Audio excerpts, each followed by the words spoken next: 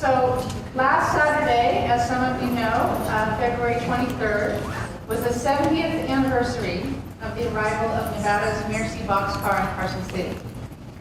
The restored boxcar is on exhibit down at the Nevada State Railroad Museum. If you haven't had a chance, go on down there and take a look. And many of the objects that came in on the train are on exhibit throughout the museum, and some are even at the new Capitol exhibit down there at the Capitol. And tomorrow we will be minting the special Merci Train 70th Anniversary Medallion from noon to 4. So if you have the opportunity, come on down and take a look. We'll be in Coin Press room number 1 here. Tonight, it is my distinct pleasure to introduce Jane Sweetland, who spent many hours and days pouring through Nevada's Merci Train collection while she was researching and writing this book. Many hours. Jane is a person who is extremely curious, and that curiosity is infectious and delightful.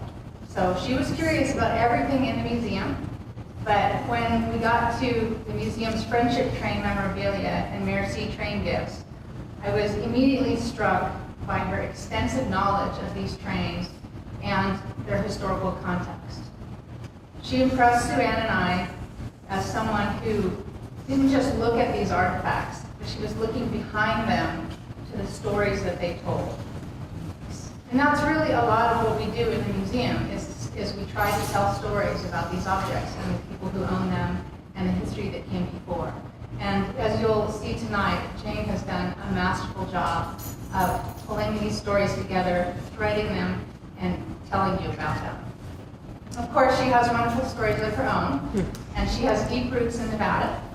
Her grandfather, Ernest John Sweetland, was born in Carson City in 1880, and he later became a very successful inventor.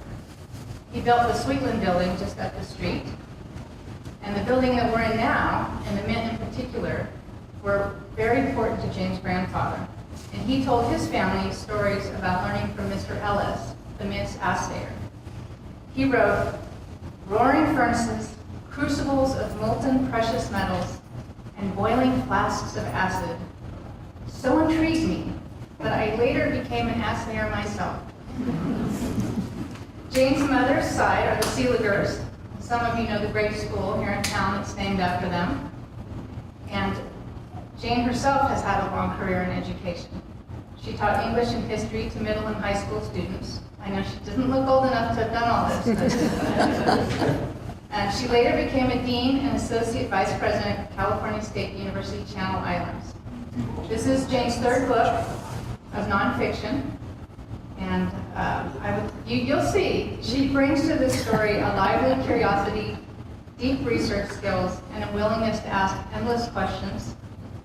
She lives in Zephyr Cove with her husband, Lee Edwards, who's in the house tonight.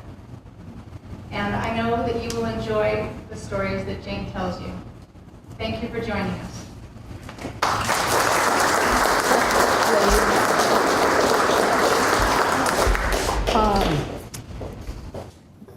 Thank you so much, Mary, for that kind of introduction.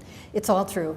Our grandfather was born in 1880 and did get inspired to learn the art of assay. He then went to Goldfield and Tonopah, and that's a whole other story. I'm going to start with this one.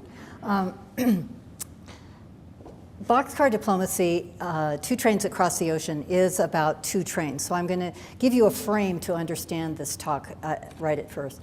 It's the first train is called the Friendship Train. And the Friendship Train went from the United States to France in 1947. It was filled with food. And the train itself did not cross the ocean, but the food did. So 1947 in the United States. The second train is called the Friendship Train. It's called the Merci Train. Merci in French means thank you. So it was a train of gratitude from the people of France to the people of the United States. It arrived in the United States in February of 1949. I need to give you a little more context because to understand these trains, you need to really take a quick look at early 20th century American history, which doesn't really begin, but in 1914, 1918 was a terrible Great War. America was late to that war. We didn't enter it until 1917, but many French fighters remembered fighting side by side with Americans. They, of course, remembered the role of America in winning that victory. The next war, of course, was World War II, and that began in 1939 in earnest with the bullets. But before Hitler invaded Poland, what he did first was he made a pact, a kind of an unholy pact with the Soviet Union. And I call it unholy because the Nazis hated the communists, and the communists despised the Nazis. But it worked to both of their advantages, because in August 1939, Adolf Hitler and Joseph Stalin said, okay, for 10 years we're going to lay off each other. For 10 years there's going to be no fighting. This allowed Hitler to enter Poland in September of 1939, just a month after this pact, and Poland, of course, fell very quickly. Fast forward to the spring of 1940, it took just 6 weeks for the country of France to fall. Fast forward yet again to the spring of 1941, June of 1941, and Hitler sent 3 million soldiers, tanks, and airplanes into Soviet Russia. Obviously, the 10 years had not yet passed. This was a strategic error of magnificent proportions on Hitler's part. First of all, it opened up a whole other front. But secondly, and importantly for our story, it galvanized communists in Europe. They became an important and strategic part of the resistance against the Nazis. So at this moment in history, during the war, the communists and the democracies are both against Hitler. When France fell, and this is another element that needs to be understood, because when France fell, it was divided in two. The northern part was occupied by Germans. The southern part was called the Free Zone here. It really wasn't free. It was a puppet government operated from Berlin. It is called Vichy France. Often you'll see that word because Vichy is a city right here in the southern part, and that was the capital of this section of France. So France itself is torn apart. There's the resistance and there's the collaborationists. Something else is happening besides war and the need to rebuild the country. And that is the winter of 1946-47 was brutal. It was just a brutal winter, and we know some of how that works.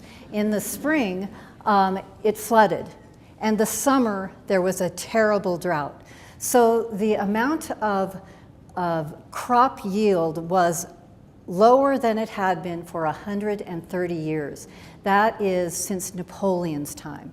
So they didn't have enough food in France to feed the population. They didn't have enough milk for even children.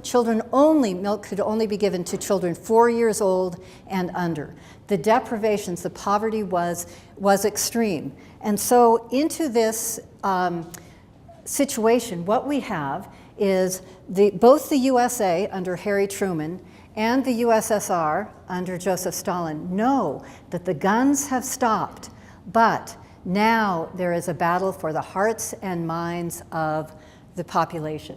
And we also know, so at this time in June of 1947, what the US was doing about this battle of hearts and minds was they were beginning to have a conversation about what would become known as the Marshall Plan, the European Economic Recovery Program.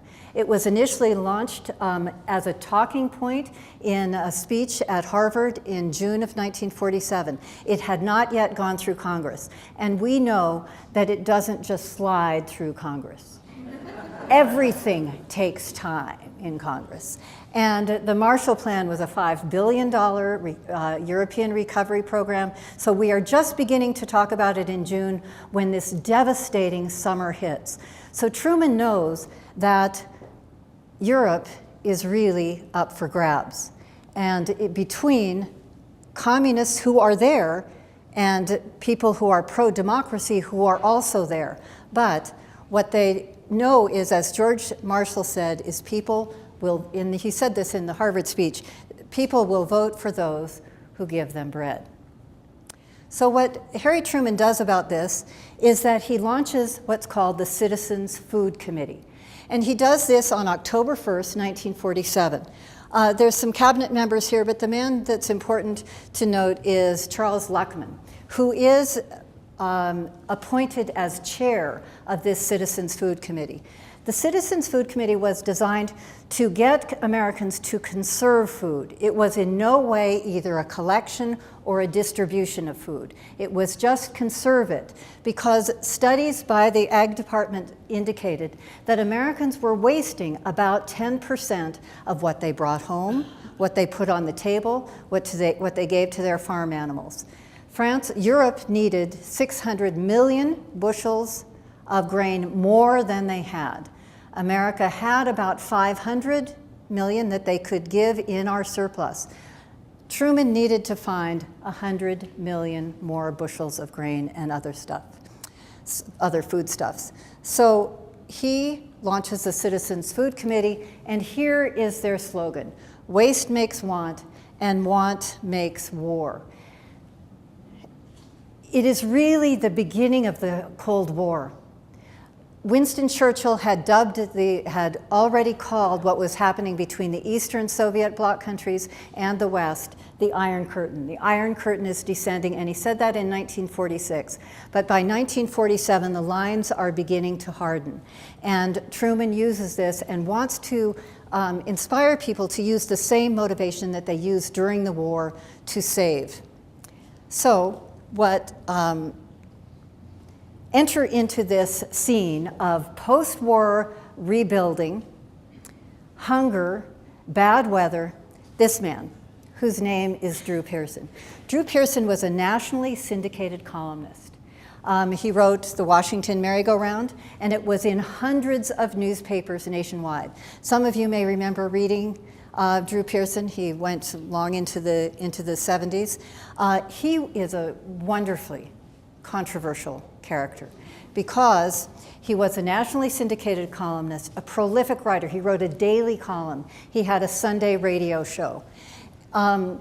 He's a daily columnist, but he's not really well respected by his colleagues, who consider him to be right about 60% of the time, which in the world of journalism is not great.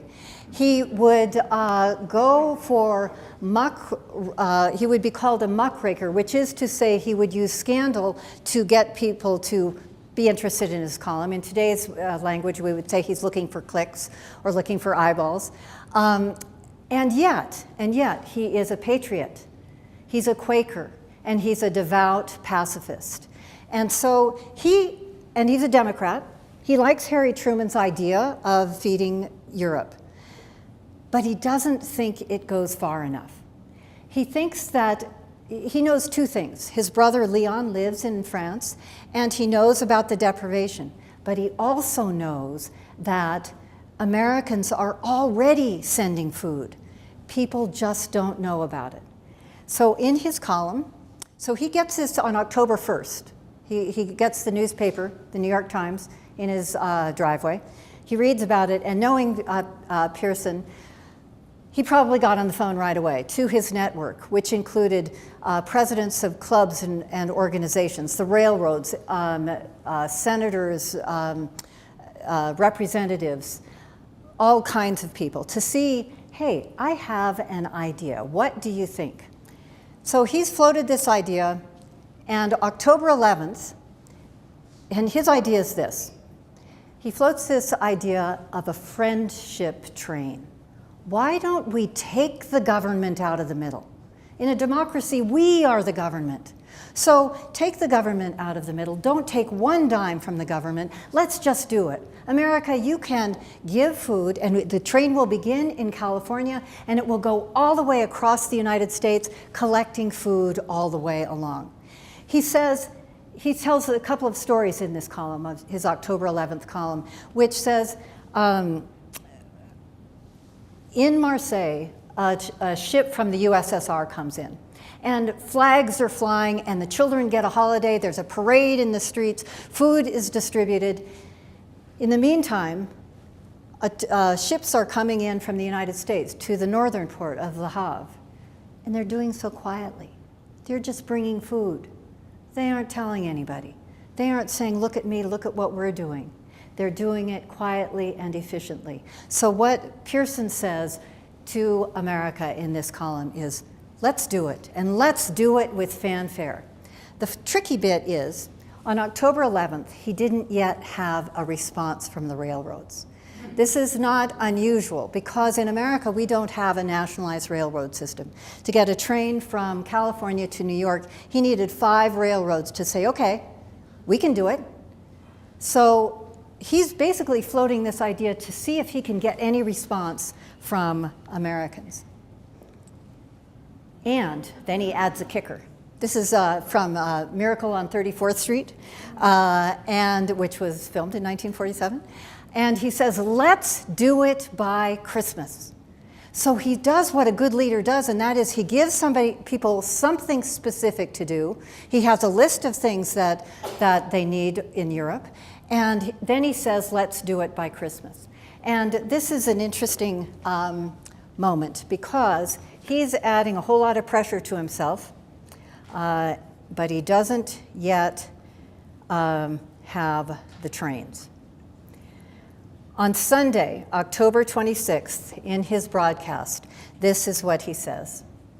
Last week, I reported that Mr. Charles Luckman of the Citizens Food Committee was seriously considering a train of friendship to begin in Los Angeles and pick up boxcars of food as a dramatic demonstration of American generosity to the people of Western Europe.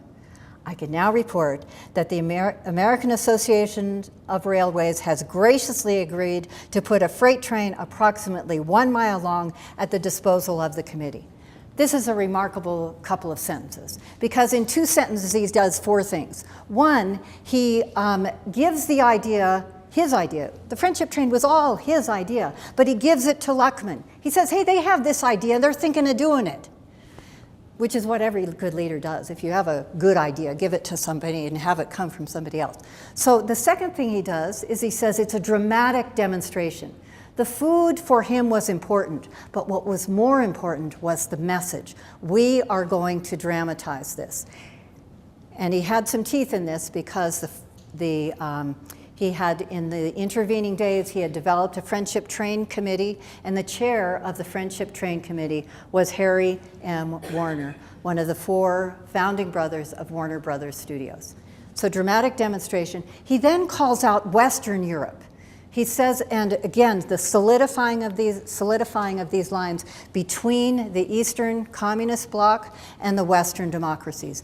This food is going to the West. And the 4th thing he does is he says, we have a train, 1 mile long. Great. He has no idea if he can fill it. But he has 2 more weapons in his arsenal, and they are California. They're both in California. They are the governor of California. This is Earl Warren, the then governor of California. And the second thing he has is Hollywood and Harry Warner. So on November 7th, 1947, less than a month after he launched his column on October 11th, he has a huge send-off in Hollywood. 25,000 people gather in Hollywood to see a parade that has 150 actors and actresses. There's Elizabeth Taylor from National Velvet, who's only 15 years old. Maureen O'Hara from Miracle on 34th Street. John Wayne is there. Eddie Cantor was the master of ceremonies. The governor of the state is on board, and he has what he has done is he has created an event, and everybody wants to be a part. In that short time, from October 26th to November 7th, Los Angeles gathered 8 boxcars. Well, the people of Los Angeles put together 8 boxcars of food. Teamsters drove, all labor free, completely free, drove to outlying farms to get more. Boy Scouts, Cub Scouts, Girl Scouts, churches, schools, Kiwanis Club, Lions Club, Rotary Club, the American Legionnaires went around collecting 100-pound bags of flour. And in this way, the train was launched in California on November 7th. Here is the beginning of, I'm going to show you 2 short clips of the film, but this is and they are all professionally done by Warner Brothers and other studios, and also done for free. But here is the friendship train that goes from California across to New York. The journey begins in Los Angeles, November 7th. And starting a tradition, Earl Warren, the governor of California, rode the train from Los Angeles up to Bakersfield. It's across Nevada, Utah, Wyoming. Yeah, it goes across the middle of the country. You can see, right there.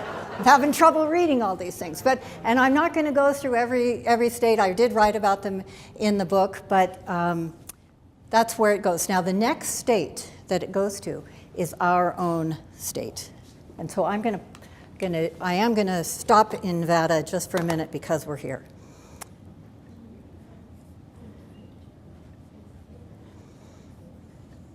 So, our governor, Vale Pittman, was a little bit worried because he got a late start on the train. It wasn't on getting people involved. It wasn't until November 1st, 1947, that he writes a letter that is in every paper throughout our state. And in it, here's his letter. It is Nevada's obligation to contribute to the friendship train. Failure is unthinkable. It would place the great state of Nevada in very bad light, which would reflect everlasting discredit. Each citizen, in responding to this patriotic and humanitarian call, will not only be helping to stave off starvation in Europe, but will also bring goodwill for this nation. So he was really hoping. He flew to Sacramento. He flew to Sacramento to do what Earl Warren did, and that is he was going to ride the train into the only stop in Nevada, which is in Reno. He was really hoping that Nevada, we know how our state is, far-flung. He was really hoping Nevada would come up with a boxcar of food, and this is what Nevada did.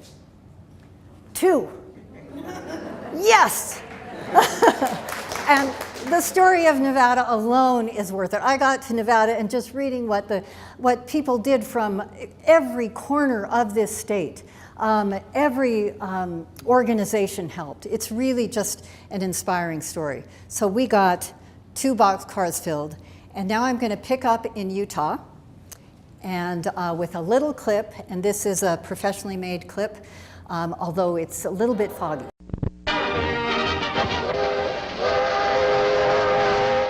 It's a green light and a clear track for the friendship train as it rolls across the salt flats of Utah and roars over the endless trestles spanning Great Salt Lake. Mile after mile over America's Great West speeds the train that is our personal answer as a nation to the hungry of Europe. Through the snowbound rangeland of the cattle country, this mighty symbol of America's generosity rolls ever eastward. Everyone has helped. Railroads have hauled the train free. Unions have donated labor. Civic organizations have banded to fill the cars with the needed food.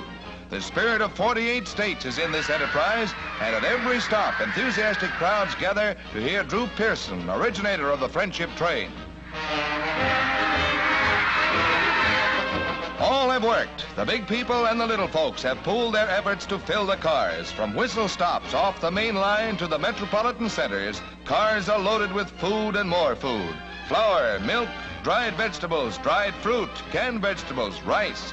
These are the staples that pour into the friendship train night and day as it grows steadily, car by car, en route to the Atlantic seaboard.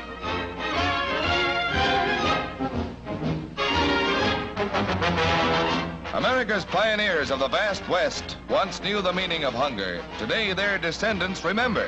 Hundreds of thousands have joined in the mass effort, and the friendship train grows ever longer after each stop.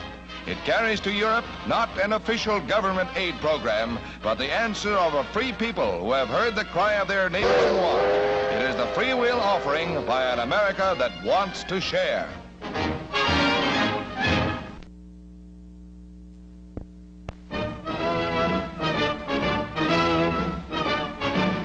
America's gesture of goodwill, the friendship train, speeds east through the world's greatest market basket, the Middle West.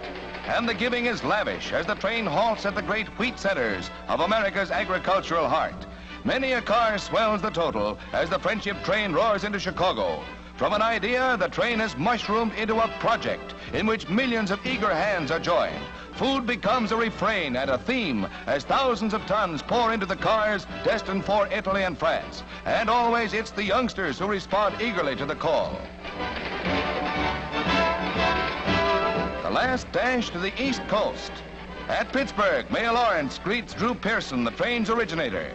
Virtually all services, as well as the food, have been donated to make the friendship train the symbol of goodwill it is intended to be.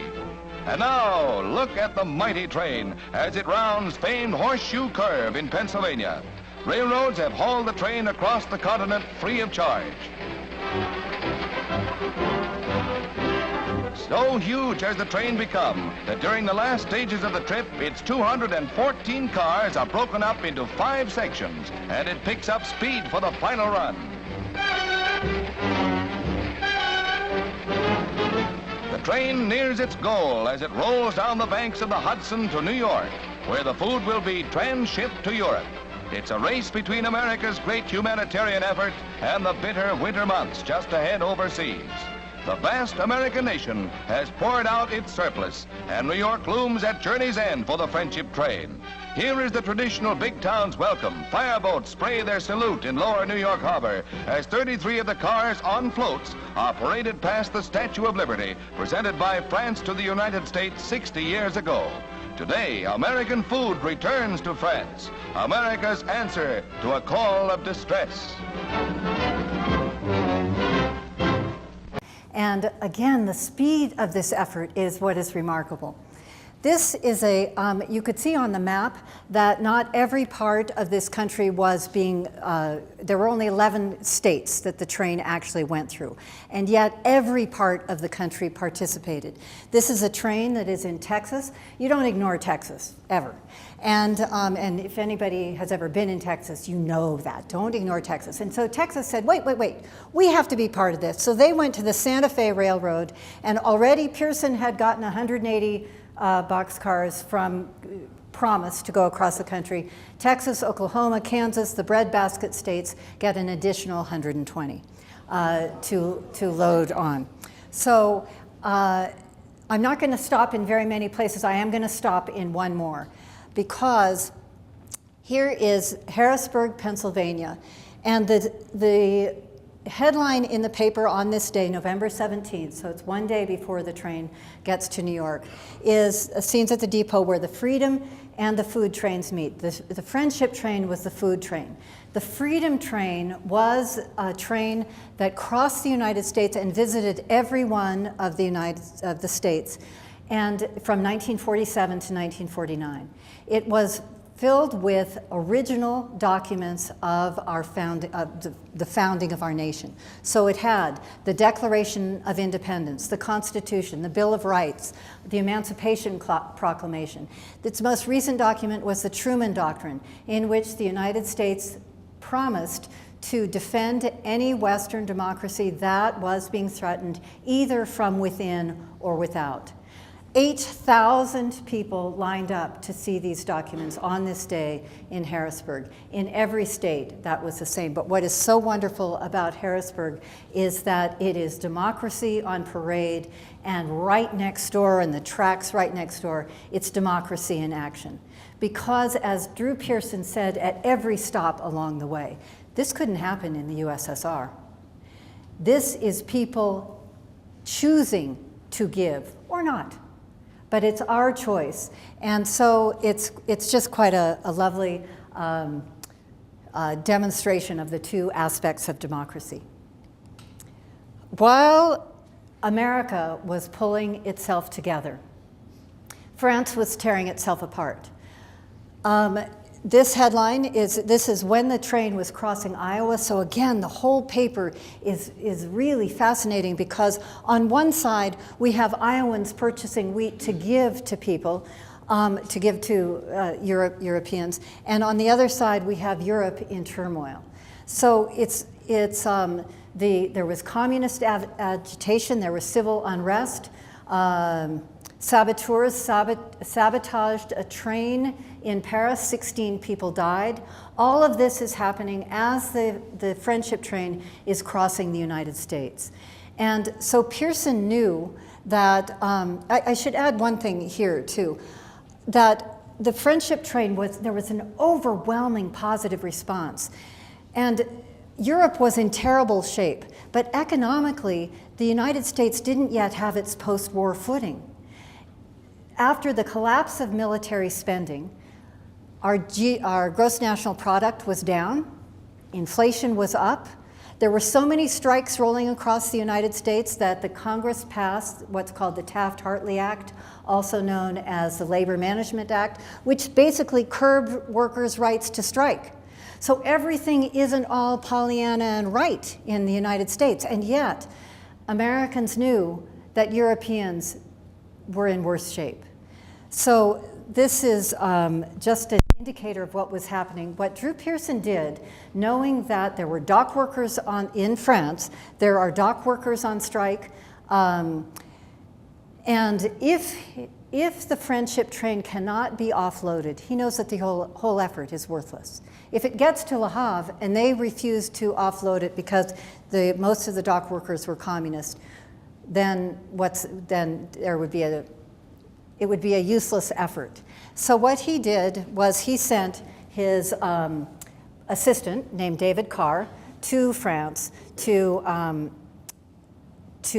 be kind of an advance person on it. And I'm going to come back to David Carr, but first I'm going to get the train from Harrisburg, Pennsylvania to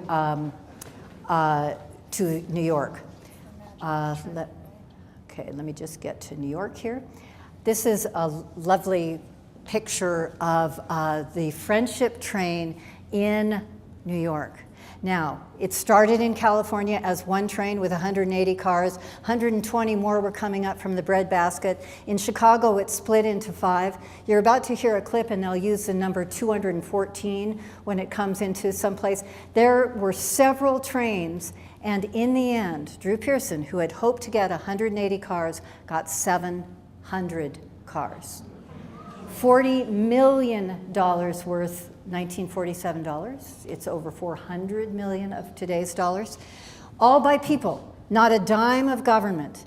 The stories about what people did to collect money is really wonderful. In Hawaii, for example, which is obviously not on any train route, the sugar growers said, we'll send some sugar, and the people in Hawaii said, no.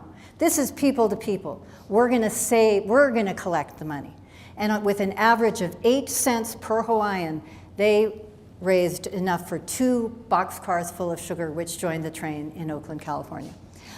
They put 33 of the trains on barges and ceremonially went in front of the Statue of Liberty. Remember, 25,000 people had launched the train in Los Angeles. 250,000 met it in New York. This had become an avalanche of publicity. Back to David Carr. On November 18th, the last of the trains came into New York Harbor. On December 7th, the first ship sailed to France. Drew Pearson had thought that he would need just one ship to get all the food to France. He didn't. He needed 4. The first was ready to sail and sailed actually December 7th, 1947.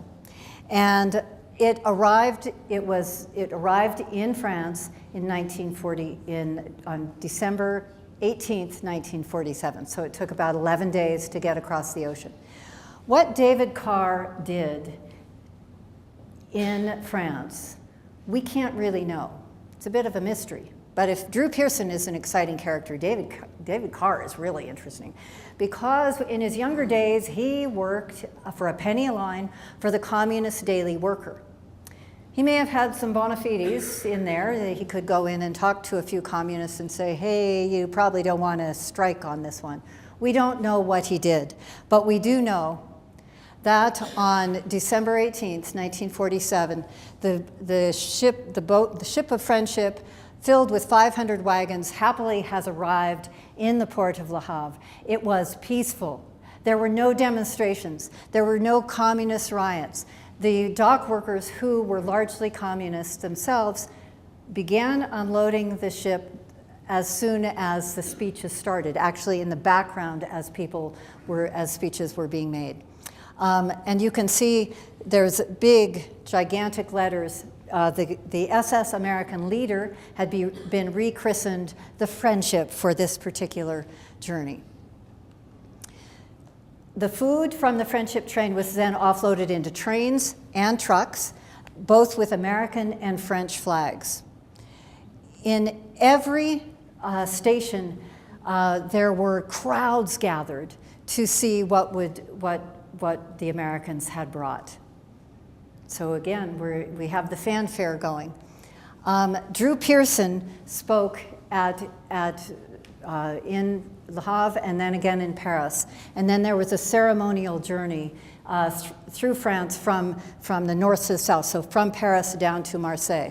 But I love this picture because this is Drew Pearson, right here, the one in the light coat. This is Robert Blake, who is the director of American Aid to France, the organization charged with distributing the food of the Friendship train in France. And right next to him is a 21-year-old woman named Gabrielle Griswold, who for the past year I have gotten to know and love. She's 92 years old. She lives in Pennsylvania, and when I went to visit her, she opened up her scrapbook for me and told me the story, because Gabrielle was actually on the Friendship train that went from Paris to Marseille. What the American Aid to France Committee had decided to do was they knew that this food was really a token.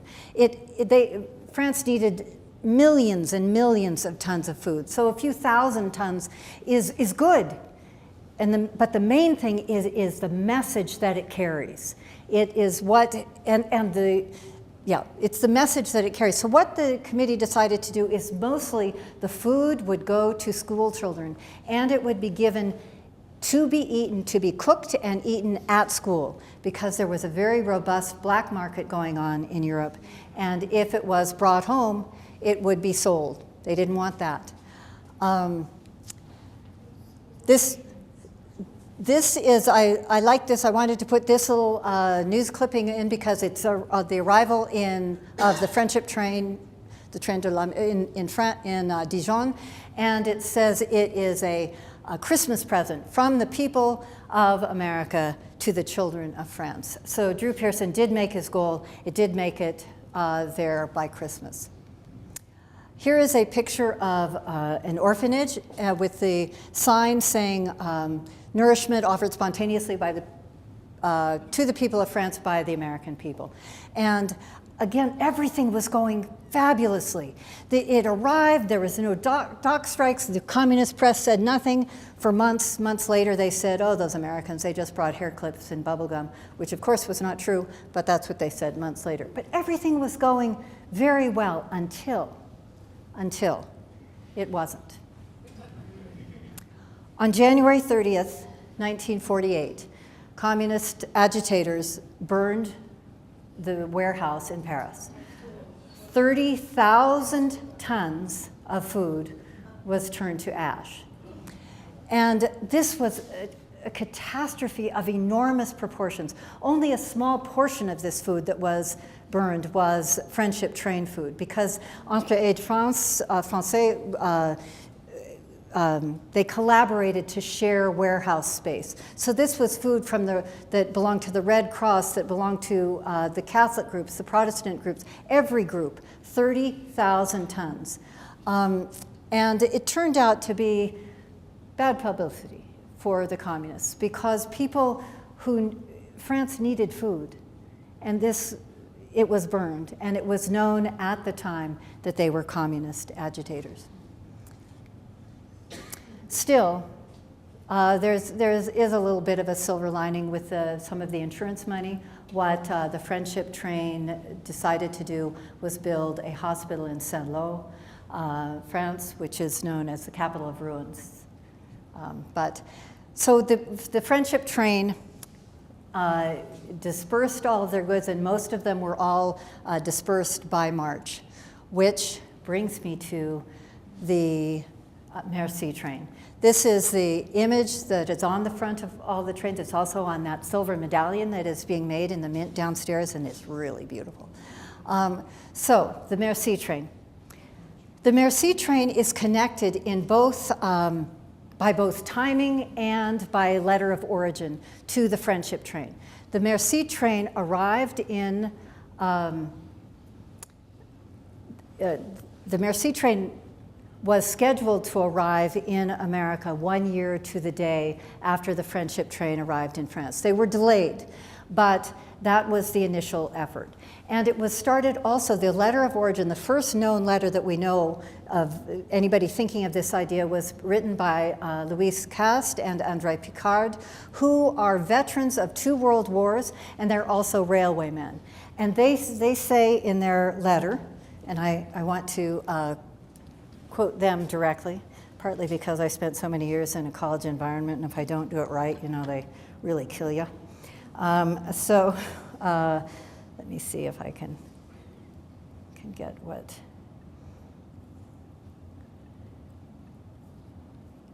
they said.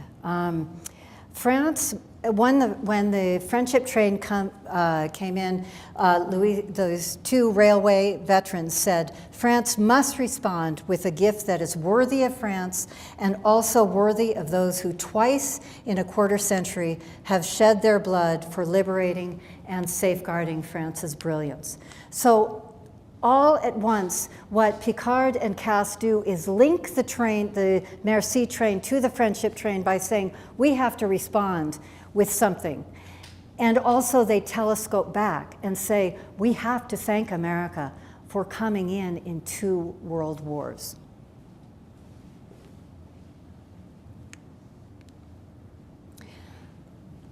This is a boxcar. This particular one is in New Mexico. Ours, as Mary said, is right down the street in the Railway Museum. The not the Friendship Train, excuse me. The Merci train was composed of 49 boxcars. They are called 40 and 8s because they could accommodate either 40 men or 8 horses. And all of the veterans of World War I and II would be familiar with them because that's how troops were brought to and from the front, and prisoners of war were also transported in this way. Most of these boxcars were built between 1870 and 1885. But what Picard and in the meantime, the Captain Eichhardt says, well, no, can't do that. With 10-foot letters saying Merci America, they had been spotted off the coast. Those fireboats that you saw in the last film clip were pouring water. Everything that had a horn was blaring a horn. They were brought into Weehawken, New Jersey. And they said, sorry, guys, we couldn't wait. The dignitaries did make it, however, for all of the festivities. And here is at the Waldorf Astoria on February 3rd. I love this picture. When I was researching this book, my husband and I traveled to France, and this was given to me by somebody in France. I love this picture for several reasons. Can you imagine being a waiter in this situation? You know, I'm thinking, you know, you couldn't really do that very well. Anyway, a couple of hundred people were celebrating the arrival of the Merci train. The boxcars were, even while the celebrations were going on, were being divided up to be brought to every capital in every state. And one of my favorite stories is about the boxcar that went to Washington, D.C. In that, they also had an honor guard that had brought a flame from the tomb of the unknown soldier in France, and they brought it to Arlington, to the tomb of the unknown soldiers in America. Quantico did a flyover linking again these two, we are thankful, America, for many things that you did. This is our own boxcar arriving in here. Thank you. Right here. It came. I was beginning to think of Michael O'Shaughnessy. Is he here? He actually was here. He was a little boy. But he remembered the day the Friendship train came here. So again, at every place there were parades, and at our own gathering, the Stewart Indian School band played, and there are just wonderful moments to remember. And then, but of course, in every boxcar, there were gifts. The number of gifts that is bandied about, that you'll read if you look at anything on the internet, is 52,000. We can't really corroborate that. It's a good guess, but the gifts were given by the French. The only rule that the French made is they cannot be auctioned. The French did not want the wealthy people to have an advantage. They wanted the gifts to go to ordinary Americans. So each governor in every state was able to decide how to distribute the gifts. What Vale Pittman did is he had a committee that did a lot of the deciding, but most of the dolls went to orphanages, dolls and toys went to orphanages, art went to museums, books went to libraries. In the archives here, there's several books that are Jules Verne books that were sent in the train. Thousands and thousands of books were part of the everybody's bounty. Our own Nevada State Museum has a wonderful collection, thankfully, that they have kept intact here. So, and that's what got me all excited. So I'm not obviously going to have time, or nor do you want to spend time getting to 52,000 gifts, but I'm going to go on a little bit of give you an overview of what was in there. A lot of World War I things. Both in Arizona, they actually have a Nazi swastika flag, and I was kind of thinking, geez, why would they want that? And the French person who was with me says, think of capture the flag. If you capture the flag, you win. So I said, okay. I still didn't want a picture of it. But and this is trench art. Trench art is called trench art because it was made in World War I in the trenches. Most of it was not made in the trenches. It was made behind the lines by Royal Engineers, by men who were waiting to do. Some of it was made in the trenches, and it really varies. There's some exquisite works, and some of it's personalized with the name of the battle, the Verdun, Somme, the Meuse, the Argonne, or sometimes it's the name of the soldier who made it. This note was on the back of a piece of trench art, and it's from a offered by Monsieur Madame, by a soldier named Georges Turenne, and he made it all himself at the Somme. So the cards are really, really quite wonderful. That's World War II. I mean, that was World War I. This is World War II. Each boxcar held these medallions, which kind of are a little bit of a jaunt through the history of war in which we were allies. This is George Washington. There's Rochambeau there. So it's American Revolutionary War heroes moving over to Patton and Dwight Eisenhower. And these were pressed for each of the trains. This painting is of the German surrender at the schoolhouse in Reims. Not everything was about war. France also wanted us to remember and to cherish the fashion of France. I took these pictures in the New York Rare Book Archives, but these are actually 2.5-foot high wire mannequins. And the coutures of Paris each dressed 49 mannequins going from 1715 to 1906. So that's kind of a history of fashion in 49 dolls. They were originally supposed to go one doll for each state, but New York got them all. And in a way it kind of makes sense because they make sense as a set. But watch that New York, because they also have one of the first motorcycles, which I wonder where that is. Anyway, the other little picture that I put here is every train also had a wedding dress made by the couturiers in Lyon. They are beautiful wedding dresses, and each state did something different. Some of the states had a contest. You could wear the wedding dress at your wedding in 1949 if you were a size 2. That was the first requirement, 2. That kicked out a lot of people, but some of the states, Arkansas, Connecticut, several of the states did have contests. Nevada has a beautiful dress that has never been worn. There was also very valuable art. This is a statue of George Washington that was given to the George Washington University. It's by Pierre Tavot. This is a bust, an original bust of Benjamin Franklin by Houdon, and that's appropriately in Philadelphia.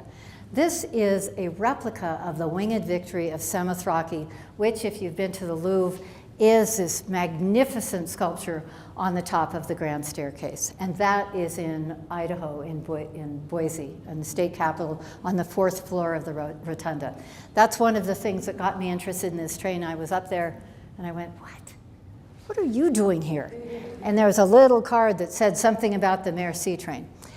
This is a painting by Berthe Nufflard that has a wonderful story as well. And this is a Sèvres vase. Every boxcar held a Sèvres vase made by the famous porcelain manufacturer in Sèvres, and President Auriol, the president of France, gave those vases, one to every state. And we have ours, and it's in good shape, great shape. But most of the gifts were really just simple people to people. Some are postcards. There's a postcard from a woman who says, I'm sorry this is really so small, but I went here once. It was a picture of Mont Saint-Michel, and it was a postcard that she had collected, and it was valuable to her, and so she gave it in thanks. There's a Quimper piggy bank. Quimper is a pottery factory. Toys. These toys are given by a 10-year-old boy named Marcel, who had a long-term correspondence with the young man who received it in the state of Nevada, and these are in Nevada. Beautiful embroidery, beaded work. They were showing what they could do, many of the arts and crafts. The Renault cars are here because the Renault factory sent some. The manufacturers of Renault sent some in every car. That is a story in itself because that's a story that really emphasizes the rift between the collaborationists and the resistance. Renault made over 30,000 vehicles for the Germans, and that's part of the story. You have to read the rest. And there's just housewares, there's painted dishes. So I'm going to spend just the last few minutes of my talk talking about just four gifts. And this first one, it was another thing that I got so excited when I saw it here in the archives. This is an original watercolor. The color is as true today as it was in 1917 when it was painted. It is the gravesite of an American soldier, one of the first American flyer, one of the first 7 Americans to volunteer to fly for France. In 1915, James R. McConnell left the University of Virginia to fly for France. In March of 1917, at 29 years old, he was killed. Lucien Cahen Michel, who later became a famous French artist, painted what he saw, which was just a spontaneous grave for a young man who had flown for France. This is not the only memorial to James R. McConnell.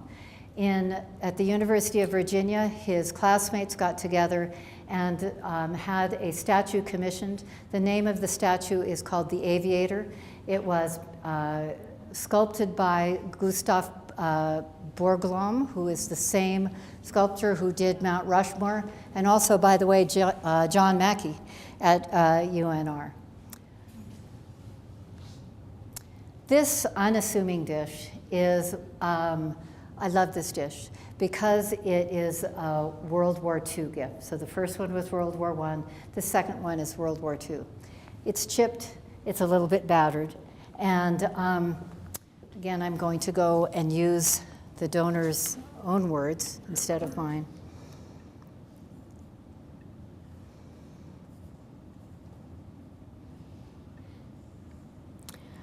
This is a Limoges candy dish, and it was given by Madame Boutier. On June 15th, 1944, American flying fortresses bombed her village, which was Angoulême in France. They were aiming for the occupied railroad, which the Germans had occupied, but they missed the railroad. They destroyed 400 homes, and 300 people died. One of the homes that they destroyed was Madame Boutier's. Her note says none of that. Her note only tells us that she's 64 years old and she's a disaster victim. But she couldn't let the train go without sending her gratitude. She was sorry that the dish was chipped, but she had lost everything in the bombing of June 15th, 1944. And this is the best she had. If my means were as great as my gratitude, my gift to you would be much bigger.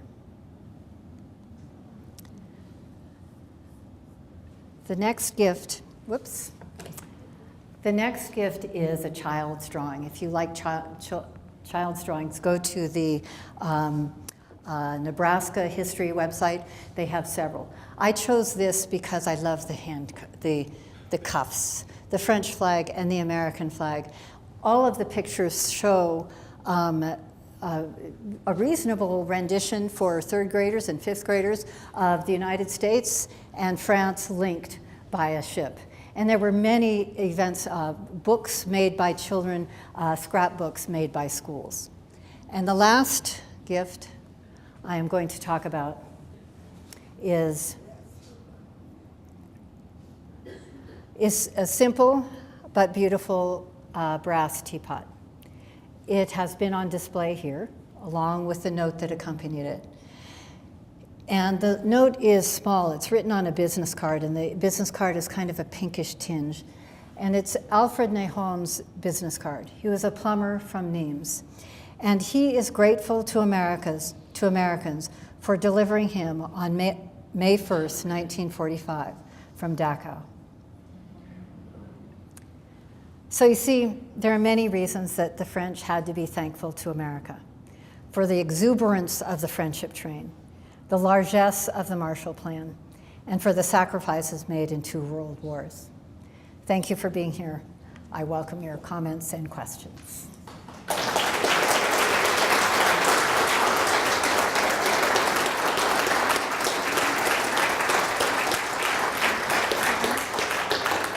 Thank you. Mina, do we have time for questions? Yes. Okay. Does anyone have a question? Yes. So how many states have their actual train, still have their train? 44. 44 of the 49 still have them. Hawaii's is in pretty rough shape, and they really range in shape. Colorado, the only thing that survived is their plaques. Nebraska has a really sad story. It was parsed up for junk. So 5 are missing or gone. Somebody in Connecticut, one of the New England states, it burned in a fire, but 44 of them survived. Nevada's is in pretty good shape. It was refurbished, so visit it. Yes? At the Nevada State Railroad Museum, we have a book that shows where all 44 are. Right. Go down and visit it down there. We'll show you. Great. Thank you so much. Yes? Yeah, I have a question about the artwork.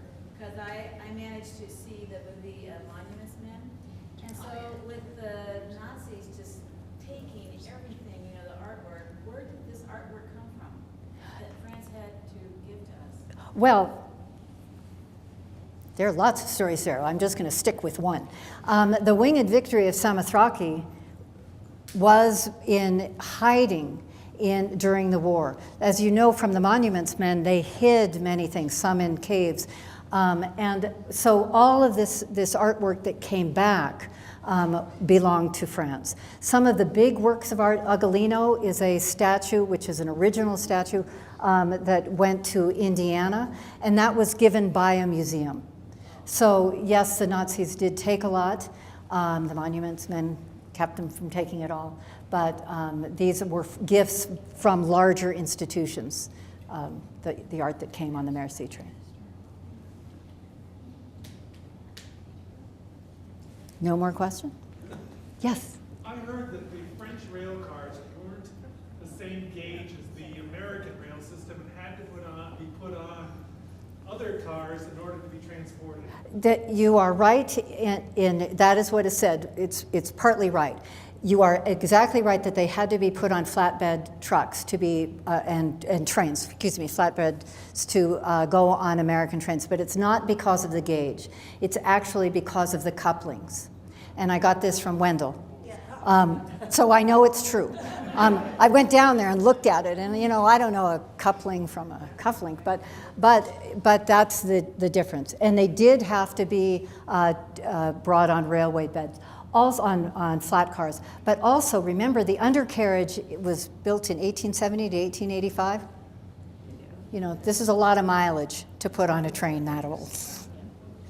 Yes, thank you. Yes. So did the trains that went over with the stuff, did they come back or did they stay over there? Oh, thank you for asking that. The Friendship train actually sent no boxcars. Everything was offloaded in New York and loaded onto ships. So no boxcars went. They weren't anything fancy. The boxcars that went across, sometimes children would come up and chalk things, messages on them, but the boxcars actually stayed here. Good question. Thank you.